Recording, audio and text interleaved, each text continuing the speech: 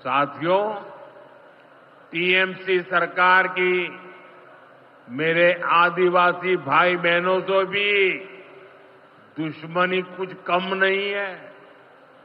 देश में पहली बार जनजातियों में भी सबसे पिछड़ी जनजातियों के लिए पीएम जनमन योजना बनाई गई है। पश्चिम बंगाल में बहुत बड़ा आदिवासी समाज है। टीएमसी सरकार गरीब आदिवासियों का विकास भी नहीं होने दे रही है। उसने पीएम जनमन योजना को यहां लागू नहीं किया। टीएमसी हमारे आदिवासी समाज को भी वंचित ही रखना चाहती है। साथियों, टीएमसी को आदिवासी समाज के सम्मान की परवाह नहीं है। 2022 में जब एनडीए ने एक आदिवासी महिला को राष्ट्रपति उम्मीदवार बनाया तो सबसे पहले विरोध करने वाली पार्टी टीएमसी थी। बंगाल के आदिवासी इलाकों की उपेक्षा भी यही दिखाती है कि इन्हीं आदिवासी समाज से टीएमसी वालों को कोई लगाव नहीं है, कोई लेना देना नहीं।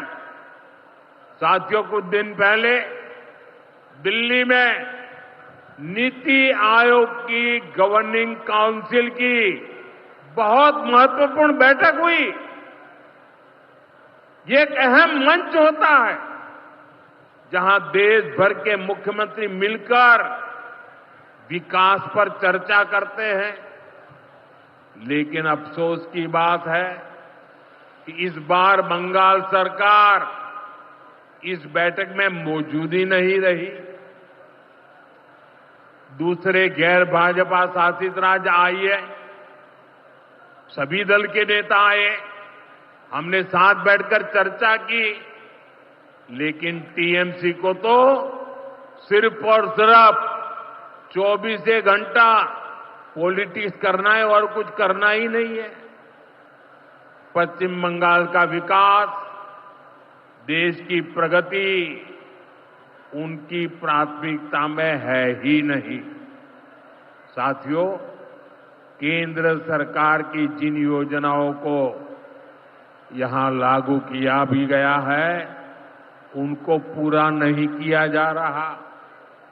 पीएम ग्राम सड़क योजना के तहत पश्चिम बंगाल के गांवों के लिए 4000 किलोमीटर की सड़कें स्वीकृत की गई। इनको पिछले साल तक पूरा हो जाना था। 4000 किलोमीटर तो छोड़िए, यहां 400 किलोमीटर सड़कें भी नहीं बन पाई है।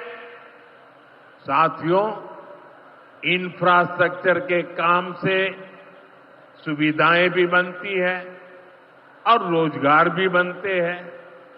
लेकिन हालत ये है कि पश्चिम बंगाल में 16 बड़े इंफ्रास्ट्रक्चर प्रोजेक्ट यहां की सरकार अटकाए हुए हैं।